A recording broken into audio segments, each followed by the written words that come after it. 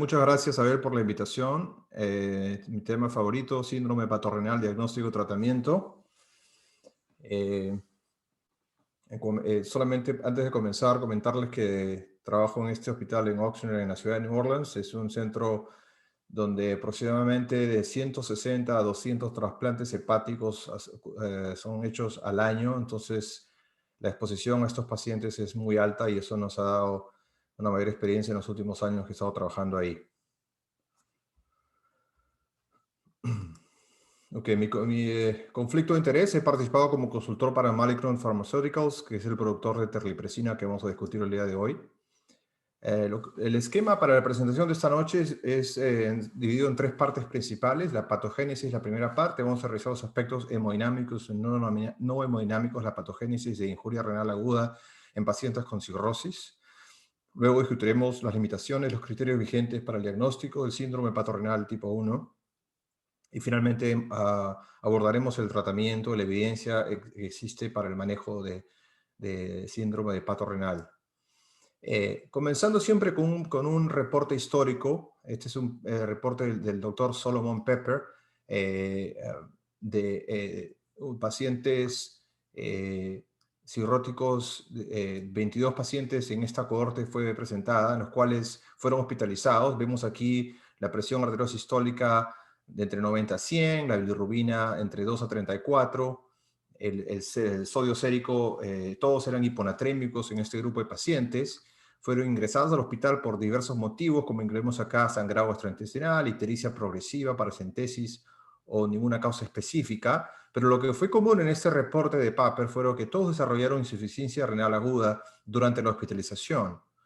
Lo interesante es que cuando en la descripción de estos pacientes, la creatinina oscilaba entre 2 a 7.3 y la descripción del sedimento urinario en este reporte es que era un sedimento por lo general blando, pero con unos cilindros hialinos o algunos cilindros granulosos. Y eso lo menciono porque vamos a discutirlo más adelante. Lo que sucedió con este reporte de Paper, publicado en el año 59, es que el 100% de los pacientes fallecieron en coma hepático, y se obtuvo autopsia en 18 de esos 22 pacientes. Y lo que causó una gran sorpresa en aquella época es que el tejido parenquimal renal estaba esencialmente normal. Se observó algún aplanamiento tubular mínimo con unos depósitos biliares intratubulares, pero por lo general los riñones estaban normales, lo cual fue el inicio de la descripción de una entidad aparentemente funcional. Más adelante, en el año 70, Murray Epstein publicó esta fotografía que la hemos visto probablemente en libros de texto, donde se hizo un angiograma del riñón en un paciente con síndrome hepatorenal, o que tenía falla renal aguda y cirrosis. Y como ve acá, muy poca circulación detectada con la sustancia de contraste.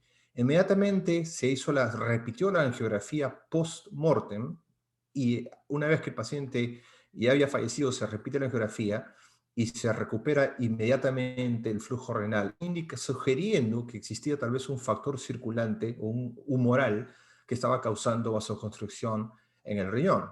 Y esto fue confirmado en el 77 con este reporte del grupo de Dinamarca, donde hicieron una medición directa del flujo renal al hacer punción de la arteria femoral y canulando la arteria renal, algo que el día de hoy es muy complicado hacer en estudios clínicos. En estos 70 pacientes, como ustedes pueden ver aquí, hubo una caída progresiva del flujo renal, o sea, partiendo de controles, pacientes con cirróticos, pacientes con ascitis, hasta llegar al paciente cirrótico con ascitis y además oligúrico, sugiriendo pues que efectivamente hay un problema en el flujo renal.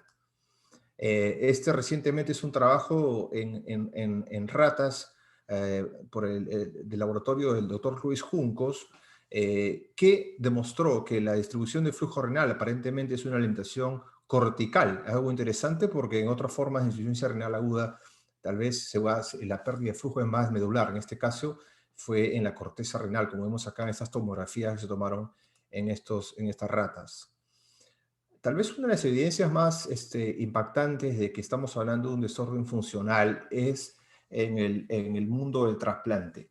Este es un reporte del año 69 de Koppel, en el cual se tomaron 7 pacientes cirróticos que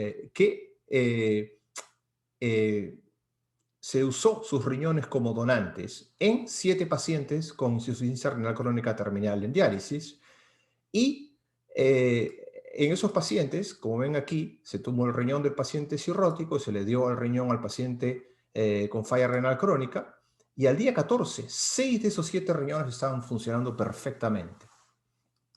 Desde el otro punto de vista, el punto de vista del trasplante hepático, este es un reporte del año 73 de Iwatsuki, donde se tomaron solamente 3 pacientes, en este caso eran pacientes cirróticos, que los cuales iban a ser trasplantados. En este caso es un trasplante hepático, lo vemos aquí, y en estos pacientes el riñón funcionó en los 3 casos a las 2 semanas, sugiriendo que una vez que la cirrosis desaparece, la falla renal desaparece.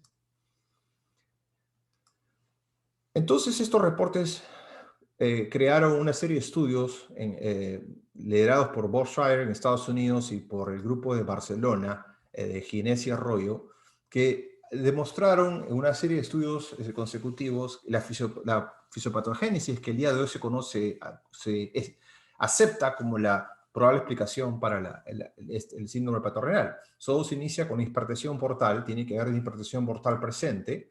Esta hipertensión portal genera una vasodilatación arterial explácnica a raíz de esta hipertensión portal, lo cual genera una caída en el volumen circulatorio eficaz, un incremento del gasto cardíaco, alteración del sistema renal, angiotensina, sistema nervioso central, retención de agua y sodio, y últimamente, eso debe ser interpretado, el riñón, como una caída de función de flujo, lo que ocasiona vasoconstricción renal por angiotensina y las catecolaminas, y una caída en la tasa de filtración glomerular. Eso es el mecanismo que todos aceptamos el día de hoy. Pero es importante mencionar que existe otro mecanismo que no es muy mencionado en los artículos de revisión, que es el reflejo hepatorrenal. Hay poca literatura, pero me parece fascinante. Lo voy a presentar rápidamente.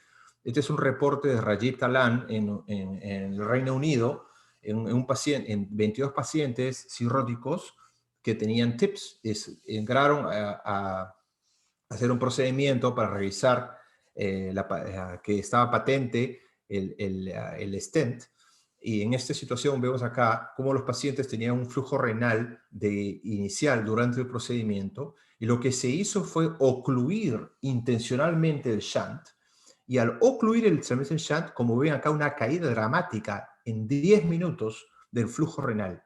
Estamos hablando de pacientes que la presión arterial sistémica está normal, y luego liberan la oclusión y el flujo renal se recupera. Esto pues habla claramente de que hay una comunicación directa entre los sinusoides portales y la circulación renal. ¿Cómo es esto? Eso se llama el reflejo hepatorrenal. Hay estudios demostrados que en animales donde hay activación de los nervios aferentes simpáticos hepáticos que responden a cambios del flujo portal intrahepático, se ha demostrado que adenosina, a través del receptor adenosina A1-AR y a través de serotonina, activan una estimulación de nervio simpático hepático. Esa comunicación aferente hepática va al cerebro y el cerebro viaja eferente al riñón, y eso genera vasoconstricción arterial aferente. Tenemos evidencia en animales haciendo denervación hepática de que los pacientes mejoran la función renal, y tenemos un reporte muy pequeño en 5 cirróticos en los 80, donde se bloqueó el nervio simpático lumbar y los pacientes mejoraron. Esto es un tema que se ha abandonado, no se conoce mucho el día de hoy, pero se los presento porque es importante conocer que no es la vasodilatación esplácnica no es el único mecanismo que se ha postulado.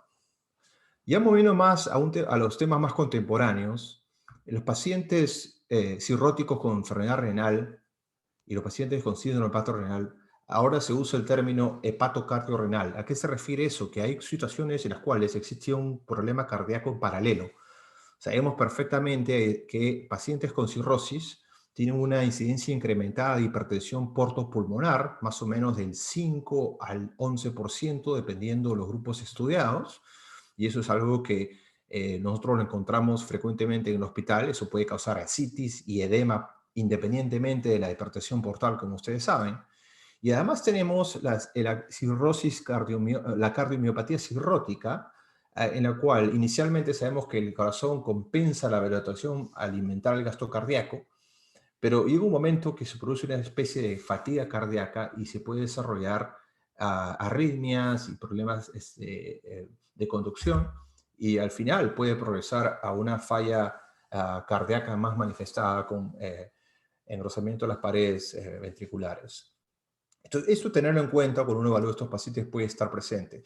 Nosotros hemos estado trabajando en nuestra población. Este es un pequeño reporte que lo presentamos en la semana de Kidney Week el año 2018. 36 pacientes en esta pequeña cohorte de cirróticos con enfermedad renal aguda hospitalizados. Y simplemente miramos, ok, vamos a partir los pacientes dependiendo a la presión pulmonar arterial por ecocardiograma. Y vemos aquí que los pacientes con una presión arterial mayor de 40, esto no es menor, acá hay un error, es mayor de 40, el 70% necesitaron terapia de reemplazo renal o diálisis, comparado con los pacientes con menor presión. Estamos hablando que podría haber una relación entre porto pulmonar y peor enfermedad de paciente con cirrosis. Ahora, hablemos de la paracentesis y el síndrome de comportamiento abdominal. Ese es un tema importante porque sabemos que estos pacientes generalmente tienen un abdomen muy distendido y tenso por la citis, circulación colateral, les tienen que sacar 5 o 6 litros a la semana. Entonces, este reporte de Ungelter en Alemania demostró que la presión intra y abdominal en promedio de estos pacientes en cuidados intensivos con cirrosis y injuria renal aguda es de 22 milímetros de mercurio, lo cual prácticamente está en el rango de hipertensión abdominal. Ahora, ¿qué evidencia tenemos de que la paracentesis precipita síndrome hepatorenal? La evidencia en realidad es muy escueta, muy poca. Lo que es importante es que existe una entidad médica que se llama la disfunción circulatoria post-paracentesis, pero esa se definida en base a cambios de la actividad renina plasmática, no en base a cambios de la función renal. Es decir, uno le remueve 5 litros al paciente y eso genera pues una actividad de renina, angiotensina, y eso se manifiesta con esta disfunción circulatoria. Y se ha demostrado que uno le da albúmina a estos pacientes y eso lo controla en gran medida. Ahora, cuando uno ve la literatura con más cuidado y revisa sus estudios en los cuales se ha demostrado que la paracentesis conlleva a una caída de la tasa de filtración glomerular, esos no son pacientes con enfermedad renal aguda, generalmente son pacientes crónicos estables. No estamos hablando de pacientes de renal aguda. Entonces hay que tener cuidado cuando uno revisa esa literatura. ¿Ok? Ahora, para poner como más complicada la cosa, este año el doctor Allegretti en Harvard publicó este reporte con el doctor Sitapati, donde miraron 1.000 pacientes, alrededor de 1.000 pacientes hospitalizados con cirrosis, los cuales simplemente miraron, ok, vamos a ver qué pacientes tuvieron paracentesis y cuántos desarrollaron insuficiencia renal aguda entre las 48 horas después del procedimiento. Y básicamente fueron solamente 5%. 5%. Es más, 10% mejoraron después de la parentesis. Entonces, este estudio realmente está a favor de lo que veníamos sospechando, que uno no debe estar considerando paracentesis como un factor claro precipitante de síndrome hepatorenal. Ahora, otra cosa importante a mencionar es ese concepto de nefrosis colémica o la insuficiencia renal aguda inducida por ictericia obstructiva. ¿Por qué lo menciono ahora en el contexto de cirrosis? Bueno, primeramente, ¿de qué se trata esta entidad? Tiene muchos nombres, como vemos aquí, pero es una entidad descrita hace muchísimos años. En el año 90 tenemos este reporte de pacientes que tiene bilirrubina aumentada, como ves acá la gráfica, el trazado azul, paciente con una obstrucción de la vía biliar por un colangiocarcinoma, la bilirrubina se dispara, en forma paralela la creatinina se dispara, luego el paciente recibe un procedimiento donde pone una biliostomía, drenan la obstrucción y el riñón mejora. ¿Okay? Ahora, no siempre es así la historia. En muchos casos el paciente requiere diálisis o no mejora rápidamente. Pero esto es una entidad que está muy descrita en la literatura y se conoce como nefrosis colémica o nefropatía colémica. Lo que sucedió es que en los últimos años han habido reportes con biopsias renales en pacientes que desarrollaron hepatitis medicamentosa, hepatitis infecciosa o incluso alcohólica, y se le hizo la biopsia renal y encontraron estos cilindros biliares en los túbulos. Entonces, como, oh, esto se llama la nefropatía por cilindros biliares. Es la misma entidad, simplemente que le han cambiado de nombre, porque ahora está en reportes de caso, antes estaba descrita en forma más epidemiológica. Ahora, ¿por qué esto es importante en cirrosis? Porque obviamente con angiocarcinoma, hepatitis medicamentosa no tiene nada que ver con cirrosis. Lo que sucede es que el doctor Anthony Chang en el año 2013 publicó este reporte de autopsias. Y en el estudio de autopsias, viraron este riñón, como ves acá, utilizando la tensión de Hall, Vemos acá los túbulos completamente ocluidos con contenido biliar. Y acá vemos en el gráfico donde reportaron la proporción de pacientes que tuvieron síndrome hepatorenal, diagnóstico clínico por historia clínica, comparado con los que no tuvieron. Y vemos que los que tuvieron hepatorenal tuvieron un 85% de ellos, se les encontró esta patología de nefropatía por cilindros biliares, y solamente se encontró en 42% de los cuales no tenían síndrome hepatorenal. Entonces eso sugiere que por ahí podría haber una relación, pero ojo que es un estudio de autopsia que tiene muchas limitaciones, pero eso pues ha generado la controversia en estos pacientes. Ahora, si eso es cierto, entonces, ¿de qué estamos hablando? ¿Que bilirrubina es tóxica para el riñón? Bueno, es todo lo contrario.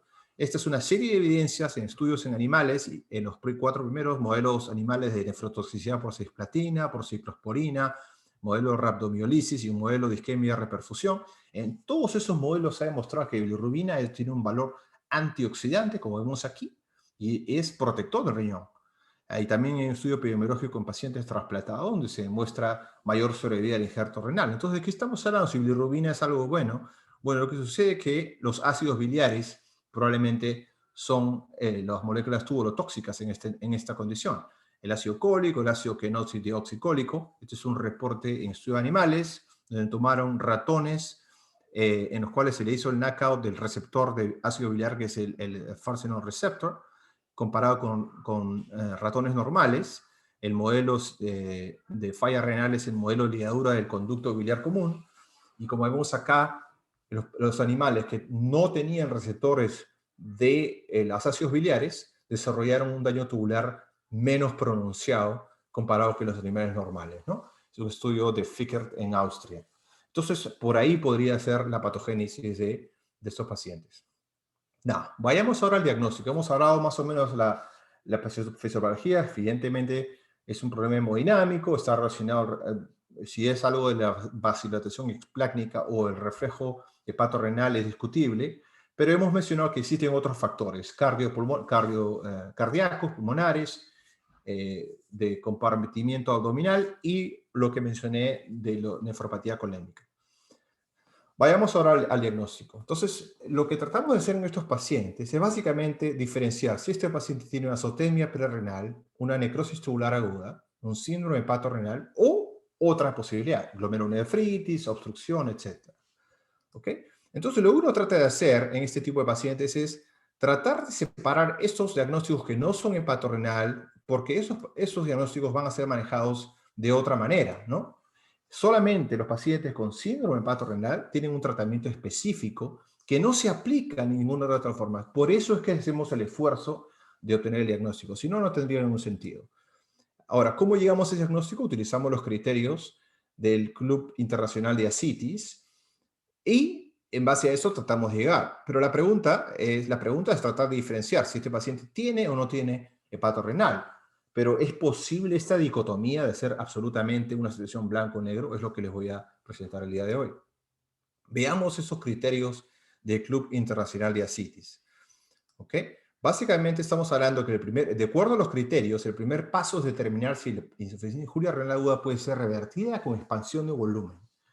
¿Y qué es lo que dice? Dice que si el paciente no mejora la función renal después de 48 horas de expansión del volumen con albúmina de 1 gramo por kilogramo de peso y la suspensión de los diuréticos, entonces recién uno puede pensar que es hepatorrenal.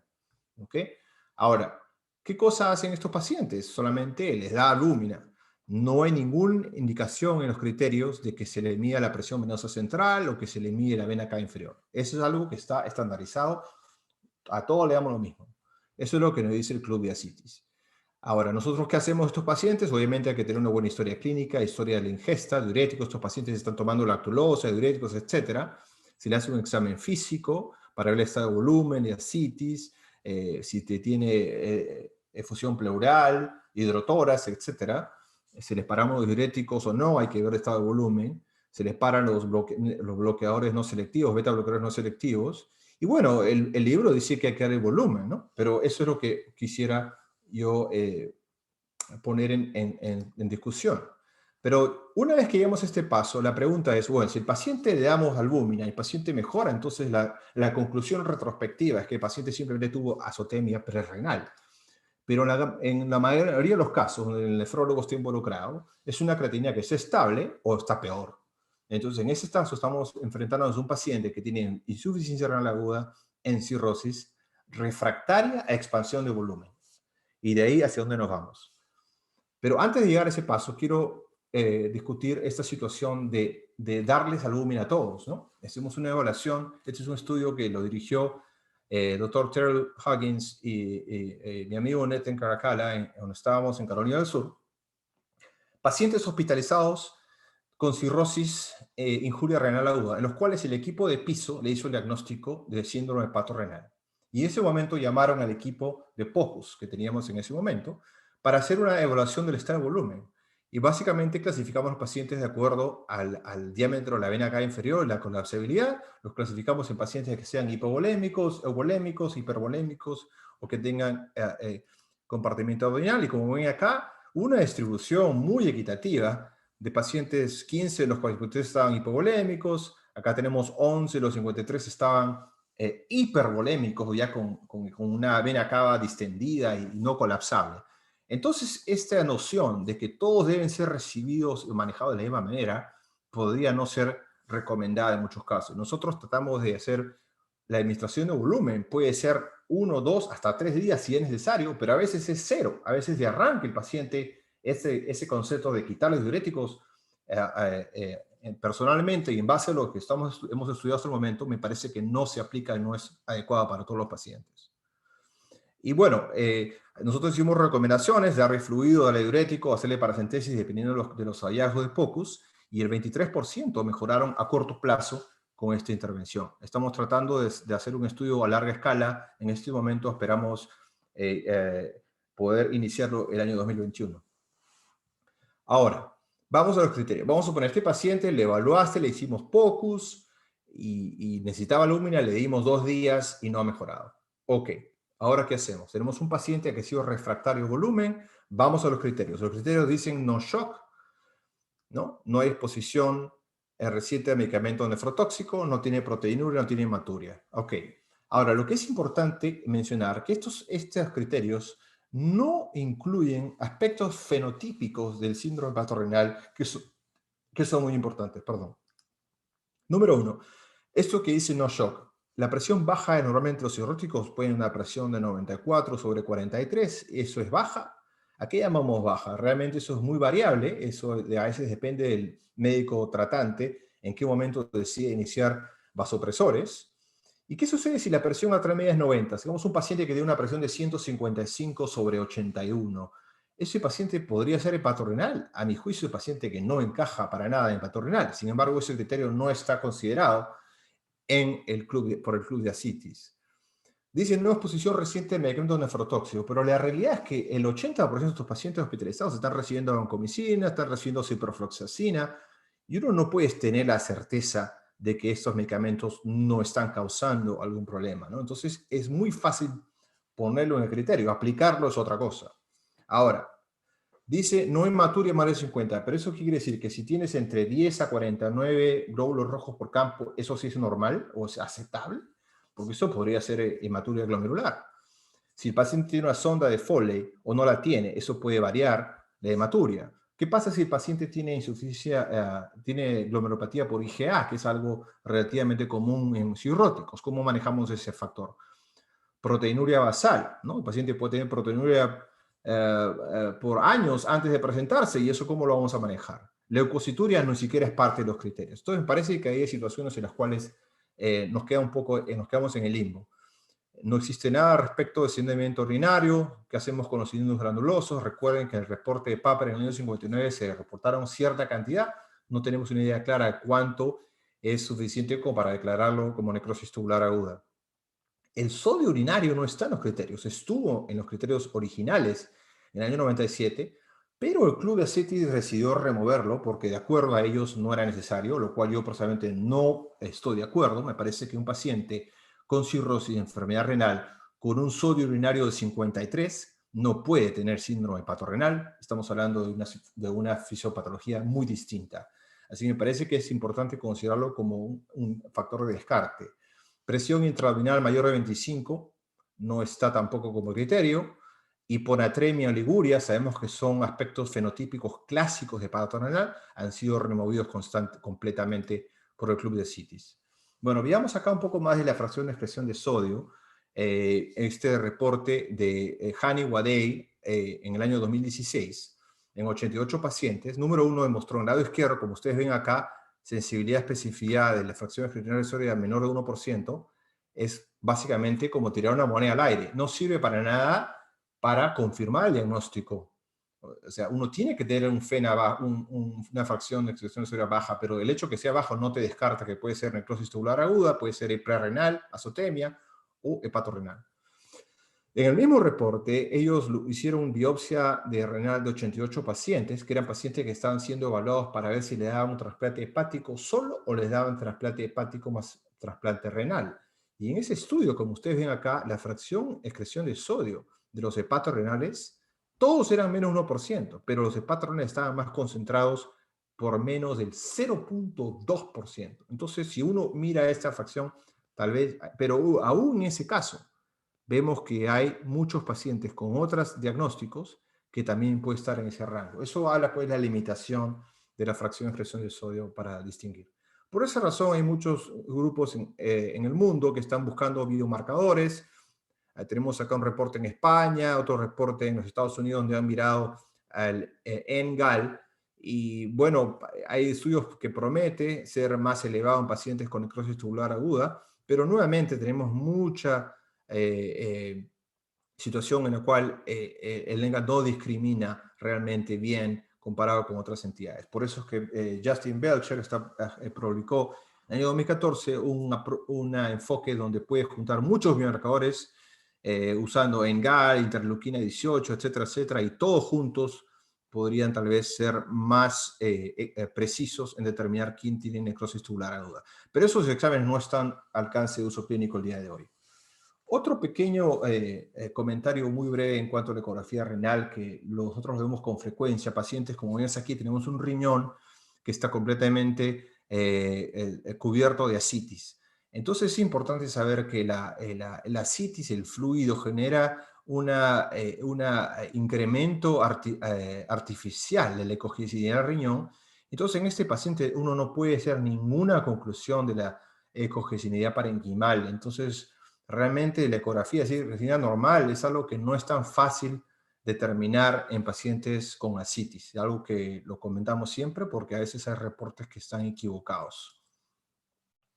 Ahora, cuando uno hace un diagnóstico médico, uno siempre tiene que volver a la historia clínica y al contexto. El contexto significa qué factores desencadenantes conocemos que puedan causar síndrome hepatorrenal. Estamos hablando de la peritonitis bacteriana espontánea, definitivamente la mejor estudiada. Este es un reporte en Barcelona, donde tenemos 33% de pacientes que tenían peritonitis desarrollaron hepatorrenal. Acá tenemos un reporte en el cual se le dio profilaxis de peritonitis con norfloxacina en este grupo de 68 pacientes, y que vemos acá que los pacientes que recibieron profilaxis y tuvieron menos peritonitis tuvieron una incidencia menor de síndrome hepatorrenal a largo plazo.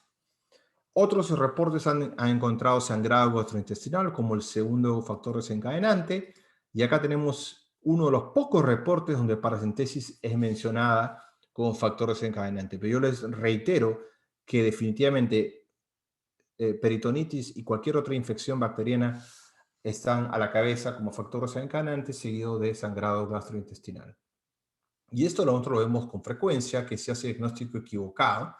Yo les he presentado todos los problemas que tenemos con los criterios del club de ascitis, y eso se refleja en la práctica el día de hoy. Acá tenemos dos reportes, uno en Canadá y otro que nosotros lo hicimos en Carolina del Sur, donde comparamos los diagnósticos codificados en la historia clínica con lo que nosotros revisamos manualmente historia por historia, y encontramos que entre el 40 al 60% de los casos hay un error en el diagnóstico que se llama a cualquier paciente hepatorrenal cuando no lo tiene. Este es un reporte interesante de CUL año 2018, donde los investigadores trataron de generar un modelo de inteligencia artificial para que poder diagnosticar hepatorrenal. Y lo que es interesante en este reporte que tuvieron que dividir pacientes en categorías como síndrome hepatorrenal 1, hepatorrenal 2, hepatorrenal con signo de interrogación porque no sabían qué era, otro que se llama tal vez hepatorrenal, es decir, una ensalada de posibilidades donde existe una dificultad para hacer el diagnóstico. ¿Y por qué es que es tan complicado hacer el diagnóstico hepatorrenal? Es porque existe el paciente cirrótico puede desarrollar insuria renal aguda por muchas causas. Y acá vemos en este diagrama un grupo que puede tener azotemia perrenal y no les tengo que explicar por qué estos pacientes tienen esa susceptibilidad. No están en lactulosa, están en diuréticos, les hacen paracentesis, etcétera, etcétera. También puede ser pacientes que pueden desarrollar, obviamente, necrosis tubular aguda si es que la azotemia perrenal no se corrige rápidamente. Hemos discutido el síndrome de compartimiento abdominal, hemos discutido factores inflamatorios como la nefropatía colémica, por ejemplo, y luego no nos podemos olvidar también de que existen glomerulonefritis en pacientes con cirrosis como la hepatitis C y glomerulonefritis membranoproliferativa, nefropatía por IgA, y también estos antibióticos que hemos mencionado pueden desarrollar nefritis intersticial aguda. Entonces es muy difícil tener una precisión y eliminar todos estos posibles causales. Y acá tenemos lo que es la fisiopatía hepatorrenal, que es todo lo que hemos discutido anteriormente. Y bueno, finalmente acá vemos que no nos olvidemos que muchos de estos pacientes tienen enfermedad renal crónica, por lo tanto, eso debe ser considerado cuando uno hace el abordaje de estos pacientes. Pero el mensaje principal de este slide es el hecho que puede haber una coexistencia entre síndrome hepatorrenal, necrosis tubular aguda y el síndrome de compartimiento abdominal, por ejemplo. Entonces, uno tiene que tener una apertura distinta a no tratar de encasillar al paciente en un diagnóstico cuando pueden existir dos procesos patológicos simultáneos. Compartiéndoles algo más aquí del trabajo que estamos haciendo en Nueva Orleans, tenemos una cohorte que le llamamos la cohorte pre-break, prospectiva observacional, donde tenemos información de todos estos pacientes registrados en la historia clínica electrónica y les hacemos esta cohorte. Todos estos pacientes tienen una microscopía urinaria cuando están hospitalizados, pues estamos tratando de evaluar de forma prospectiva qué valor tiene. Esta es una cohorte en construcción. Hasta el año pasado teníamos 145 pacientes. Y lo que estamos utilizando este reporte de Peracela, donde se utilizó el sedimento urinario para cuantificar y diagnosticar nefrosis tubular aguda. Vemos que tiene un valor predictivo positivo del 100% cuando existe una probabilidad de test alta, cuando el score es mayor de 2, que significa cuando el paciente tiene muchos cilindros granulosos, células epiteliales, etc. Y bueno, esto lo estamos haciendo, pero es importante tener en cuenta que el sedimento urinario del paciente cirrótico no es un sedimento común, es un sedimento que está teñido por la bilis y está muy amarillo, anaranjado, marrón, y todo realmente está magnificado. Entonces uno debe tener mucho cuidado cuando interpreta los hallazgos. Vemos que los cilindros hialinos se los ve más pronunciados, los cilindros de células epiteliales son frecuentes, hay cristales de leucina, cristales de bilirrubina, cilindros serios, es decir, todo puede tener una apariencia distinta, por lo cual requiere un cuidado especial. Ahora, nosotros estamos todavía acumulando datos con este cohorte, pero les quiero mostrar algo que compartimos del año 2018, que es en cuanto a un hallazgo interesante de los cilindros de células epiteliales tubulares renales. Lo que hemos encontrado es que los pacientes, hicimos una comparación con una cohorte que tenemos con insuficiencia renal aguda sin cirrosis, y encontramos una mayor incidencia de estos cilindros epiteliales tubulares renales en los cirróticos, 26% contra solamente 5%. Y dentro de estos 26% de los tantos pacientes, 35 pacientes, le hemos mirado a la bilirrubina sérica, y lo que se observa es que los pacientes tienen que tener una bilirrubina sérica mucho más alta. Entonces, y acá están unas imágenes de estos cilindros utilizando la atención de Sternheimer-Malvin, y es un hallazgo interesante. ¿Cuál es la significancia de esto? Aún no lo sabemos, estamos evaluando si eso puede incidir en el curso de la enfermedad renal, pero les estoy compartiendo algo que estamos estudiando en este momento. Vamos allá a la recta final, lo que es el tratamiento. Vamos a revisar la evidencia del tratamiento para síndrome hepatorenal y la importancia del incremento de la presión arterial media.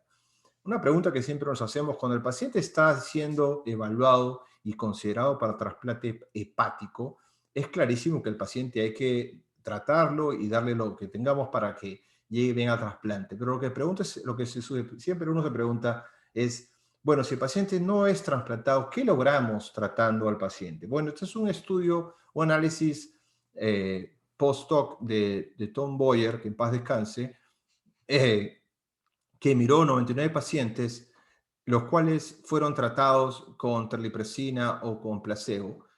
Y vemos acá la sobrevida a los 180 días, 97% de los trasplantados estaban vivos, pero cuando compararon los que respondieron a terlipresina comparado con los que no respondieron, una diferencia fundamental. Entonces existe la noción de que uno puede prolongar un poco más la vida del paciente con este tipo de tratamiento, en ese reporte indirecto de Bowley.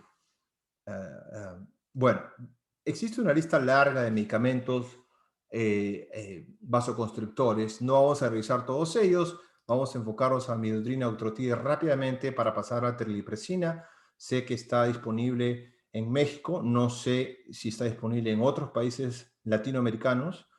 Nosotros en Estados Unidos seguimos usando norepinefrina porque terlipresina no ha sido aprobada aún y no sabemos si va a ser aprobada todavía.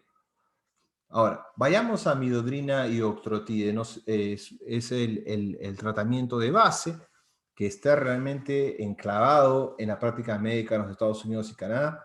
¿Por qué es esto? Todo salió de este reporte de Paolo Angeli en el año 99. Solamente 13 pacientes, un estudio prospectivo no paralelo. Agarró 5 pacientes con midodrina y octreotide y 8 cuando les dio dopamina. Y bueno, la diferencia fue dramática. 60% de pacientes con midodrina mejoraron contra ninguno que le recibió la dosis renal de dopamina en aquella época. Entonces eso creó mucho revuelo. Lo que es importante mencionar en el diseño de este estudio es que los pacientes que recibieron dopamina en rojo acá, la presión arterial nunca subió porque se les dio una dosis baja de dopamina, mientras que los pacientes que recibieron midodrina y octreotide fueron intencionalmente elevados 15 milímetros de mercurio. Al final la diferencia fue de 16 al día 5. Entonces estamos hablando de comparación de medicamentos o comparación de un efecto opresor. Es la pregunta que uno se hace. Hoy vamos a volver a esta pregunta, pero vayamos rápidamente a la evidencia con terlipresina. Terlipresina es un análogo de vasopresina, tiene más afinidad para el receptor V1A que para el receptor V2. ¿De dónde sale la idea de usar análogos de vasopresina? Todo sucede, arranca alrededor del año 77 con este reporte de Kaufman, donde se infunde vasopresina en las arterias mesentéricas y vemos acá claramente que hay una caída en la presión portal de un 25% al administrar vasopresina. Entonces ahí nace la idea de que probablemente podemos combatir hipertensión portal con un análogo de la vasopresina. Vamos rápidamente a los estudios en Estados Unidos, randomizados controlados, los más largos, los más grandes que se han desarrollado. El año 2008, 104 pacientes. El punto de análisis final era el tratamiento revertido de síndrome hepatorenal por 48 horas. Vemos acá que fue el estudio numéricamente favorable, 25% contra 12 puntos por 5, pero el valor de P no llegó a ser significativo. Y tampoco lo fue en el año 2016, en el estudio Reverse, donde también se quedó corto, 20 contra 13%, con un valor P de 0.22. Por esta razón, la compañía farmacéutica hizo un estudio más, pensaron que estaba ahí la tendencia, era básicamente un problema de tamaño de estudio, por lo cual se hizo el estudio con Fern, con 300 pacientes randomizados 2-1, terlipresina placebo, y vemos acá la creatinina basal de 3.5 en promedio, la bilirrubina de 14. El efecto primario que se analizó fue la incidencia de reversión de síndrome hepatorenal verificada por 2 creatininas consecutivas menores a 1.5, separadas por 2 horas, el paciente esté vivo sin necesitar diálisis por 10 días. Y el resultado fue muy claro: 29% para los pacientes que recibieron terlipresina fueron revertidos de hepatorenal, comparado con solamente 16% de placebo. Y en este momento se está está revisando la FDA la aprobación de este medicamento, no sabemos. La publicación debe salir en New England Journal of Medicine, esperamos este mes o en diciembre a más tardar. En otros efectos que se examinaron en este estudio fue el requerimiento de diálisis. Como ustedes ven acá en azul, comparado entre la terlipresina, en rojo es el placebo. Vemos la tendencia clara, una disminución del requerimiento de diálisis en pacientes que recibieron terlipresina, lo cual tiene mucha importancia para nosotros en nefrología. Ahora, cuando uno revisa estos estudios de terlipresina y de placebo, lo que nota es algo muy interesante. Cuando uno revisa el cambio de presión arterial media, vemos que pacientes que recibieron terlipresina y la presión subió, vemos claramente que hubo una mejoría del riñón. Ahora, en los pacientes donde no hubo mejoría, la presión no cambió. Incluso en pacientes que recibieron placebo, vemos que en los pacientes que recibieron placebo y por algún motivo la presión mejoró, el riñón mejoró. Entonces me parece que hay un signo muy claro. Ahora, en el estudio de Boyer se vio lo mismo. Vemos acá, comparando pacientes que respondieron a terlipresina, comparado a los que no respondieron, una diferencia en la presión arterial media muy marcada de 13.7 comparada con 3.2 milímetros de mercurio. Ahora, esto es interesante porque uno revisa los reportes antiguos de años 72, vemos un párrafo por Q donde claramente dice que en esos estudios sugiere que la octapresina, que era un análogo de esa época, solamente mejora el flujo renal si es que existe un incremento simultáneo de la presión arterial. O sea, esto no es una novedad, simplemente es algo que lo estamos observando, que ya había sido predicho por estos investigadores. Vayamos rápidamente a norepinefrina. Tenemos comparación de norepinefrina contra terlipresina. Hay más o menos 6-7 estudios en la literatura. Yo les voy a mostrar rápidamente dos de India, estudios en Italia, estudios en el Reino Unido. Básicamente los estudios muestran que mientras la presión suba de la misma manera, no va a haber diferencia en la reversión de síndrome hepatorrenal, como vemos acá 50 contra 50, 43 contra 39. En ambos casos, incremento de la presión arterial media muy comparable. Nosotros hicimos una metaanálisis en el año 2011, donde juntamos todos los estudios observacionales, prospectivos, controlados, no controlados, en los cuales se le dio un vasoconstrictor al paciente y comparamos los cambios de la presión con el cambio de la función renal, y creo que el mensaje está clarísimo en esta correlación que vemos acá. Mientras más sube la presión, más baja la creatinina, y esto fue un reporte que lo publicamos en American Journal of Kidney Disease en el año 2011. En ese mismo reporte, que incluyó 37 cohortes con alrededor de 501 pacientes, lo que es importante es que no estos pacientes siempre están hipotensos. Acá vemos que la presión basal, más o menos alrededor de 75 en todos estos estudios, solamente en uno de las cohortes la presión estaba por debajo de 60. Es decir, que el hecho que el paciente tenga una presión arterial media de 74 no lo excluye de tener síndrome hepatorrenal. Nosotros también reportamos nuestra experiencia en el hospital MUSC, donde tuvimos 27 pacientes que fueron tratados con midodrina y electrotide. Nuevamente vimos la misma señal, que mientras más sube la presión, más baja la creatinina, entre 15 a 20 mililitros de mercurio de incremento. Y lo mismo observamos con 14 pacientes que recibieron norepinefrina, donde vemos acá que estuvo asociado a un incremento de presión alrededor de 20 mililitros de mercurio en este reporte. Importante mencionar que el MEL, el score de MEL, la creatinina o la presión arterial media basal no fueron determinantes de la respuesta terapéutica, solamente la subida en la presión. ¿Y por qué sucede esto? ¿Por qué es que los pacientes cirróticos se benefician de este incremento de la presión? Bueno, este es algo que se reconoce bien como la curva de autorregulación. Vemos acá en azul una curva normal en la cual la presión arterial determina el flujo renal, más o menos hasta 65 milímetros de mercurio, en el cual el flujo renal es autorregulado y llega a esta meseta. Sin embargo, en pacientes con síndrome hepatorrenal, por tener una actividad del sistema nervioso simpático, sistema nervioso angiotensina, sucede un desplazamiento de la curva hacia la derecha, donde vemos que los pacientes se benefician de flujo renal incrementado, aun cuando la presión arterial media sube hasta 90 milímetros de mercurio. Importante saber que esto no se aplica a todos los pacientes, que hay ciertos pacientes en los cuales no responden, y este reporte Nazar demostró que bilirrubina es un factor importante. Pacientes que tengan bilirrubina de 20, 30, generalmente no responden, y acá tenemos lo que demostró Nazar. Ahora, ¿cómo tratamos de integrar todos estos conceptos de que hay situaciones en las cuales el paciente tiene un síndrome funcional, pero en otros casos puede haber otros factores patológicos? Tratamos de esta es una proposición, un modelo teórico que tenemos evidencia circunstancial indirecta, pero no está todavía establecido en forma concreta, donde vemos pacientes que generalmente se presentan en estadio, digamos, estrictamente funcional, donde hay una hipoperfusión renal. En esos pacientes, típicamente el sedimento urinario no muestra ningún hallazgo significativo, puede mostrar cilindros hialinos, pero nada más de eso.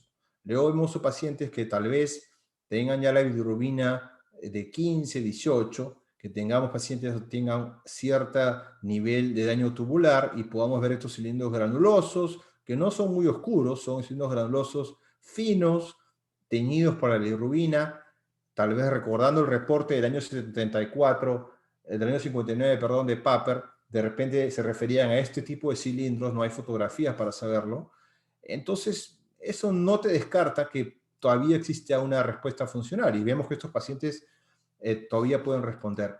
Pero también tenemos, pero digamos, estos pacientes en los cuales los cilindros ya son oscuros, tenemos células epiteliales tubulares formando cilindros, entonces uno se imagina que estos pacientes probablemente ya tengan un daño más tubular y la respuesta hemodinámica es improbable a estas alturas. Entonces, en resumen, estamos hablando de dos espectros. Un espectro en el cual tenemos pacientes en el lado izquierdo aquí, donde hay mucha evidencia para sugerir que el paciente no tiene síndrome hepatorenal. Tenemos acá paciente con sangre en la orina, mucha proteinuria, el sodio urinario está muy alto, hay glóbulos rojos dismórficos, hay cilindros granulosos oscuros como en esta figura, o tal vez el paciente tiene hidronefrosis, está obstruido, el paciente está en shock séptico o el paciente está muy hipertenso. Todos estos factores pues no encajan con el hepato renal y en este grupo estamos todos de acuerdo que no vamos a llamarlo hepato renal.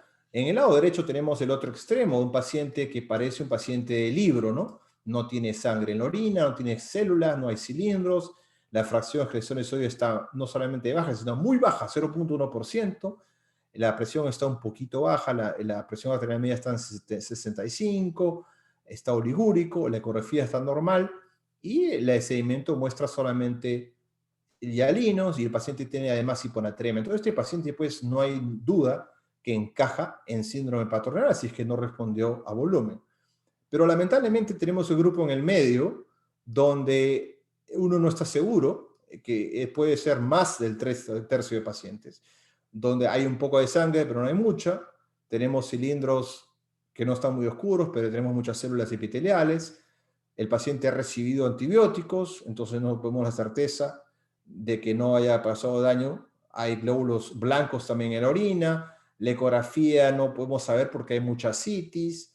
El paciente por ahí tiene hipertensión pulmonar en la ecografía, entonces no sabemos si hay un problema de falla cardíaca. Es decir, se presenta una situación mucho más complicada. En ese caso, lo único que podemos decir es posible que sea hepatorenal, pero tener una certeza clara no es para mí, desde el punto de vista veraz. No, ahora, lo que les quiero mostrar acá es que lo que muestro en azul son factores fenotípicos que no están considerados en los criterios del Club de Ascites. Por eso es que yo tengo cierta objeción con estos criterios porque son demasiado simplificados.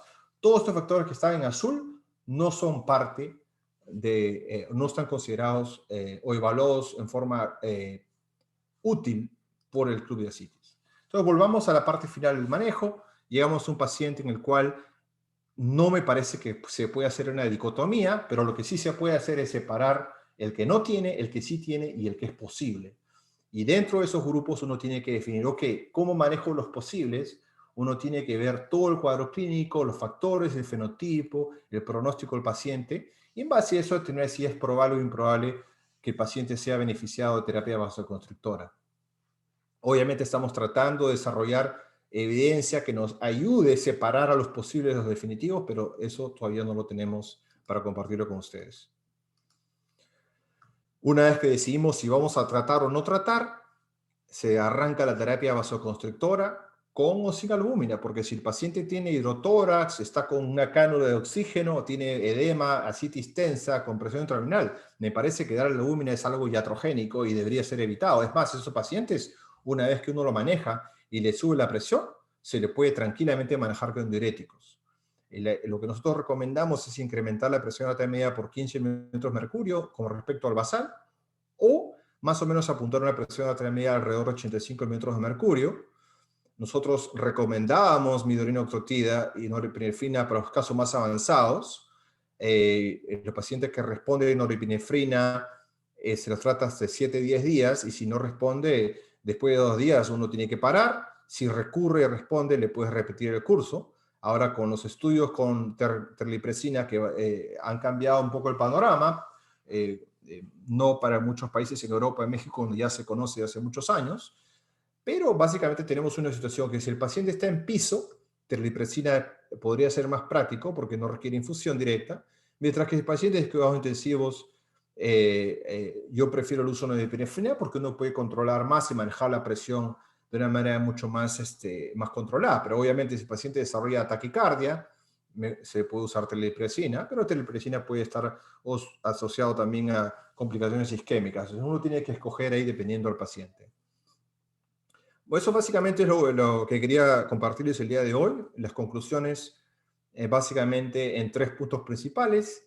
Lo que les quise presentar el día de hoy, que la patogénesis del síndrome hepatorenal se sigue sustentando en una condición de una hipoperfusión renal, pero les he querido presentar que existen otros procesos patológicos que pueden coexistir, y es nuestra labor como nefrólogos determinar si está presente y manejarlos en forma adecuada. El diagnóstico de síndrome hepatorenal tipo 1 requiere una evaluación muy acuciosa. No tenemos un test definitivo, lamentablemente, y existe mucha complejidad y mucha severidad en estos pacientes, por lo cual uno tiene que tratar de utilizar todas las herramientas a mano para tomar una decisión correcta. Finalmente, la terapia vasoconstrictora, ya sea con norepinefrina o terlipresina, en el síndrome hepatorenal, siempre apuntando a una elevación de la presión arterial media, ha demostrado que lleva a una mejoría de la función renal. Básicamente agradecer nuevamente la invitación a Abel, y bueno, acá darle crédito al equipo de investigación que tenemos en Ochsner, que han permitido algunos trabajos que estamos haciendo y que seguiremos haciendo en el futuro, y compartirles también acá nuestra dirección de Twitter, donde estamos muy activos con poniendo cosas relacionadas con síndrome hepatorenal, y también la página de Twitter de nuestro departamento, y de un consorcio, el consorcio HRS Harmony, que es un consorcio de investigadores en Estados Unidos, donde estamos trabajando para mejorar el diagnóstico y tratamiento de síndrome hepatorenal. Les recomiendo que nos sigan también en Twitter. Estaremos próximamente publicando los avances con terlipresina en Estados Unidos. Muchísimas gracias, y estaría dispuesto a atender sus preguntas.